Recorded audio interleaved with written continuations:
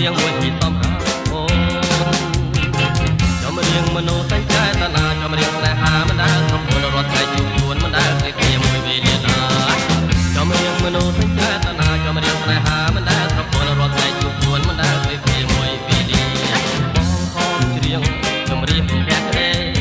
វ៉ាស្រីឲ្យមេត្តាមានតែអូ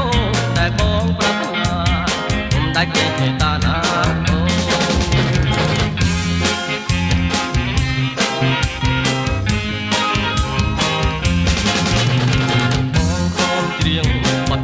រៀងនេះពីពីសែងចង់ឲ្យស្រី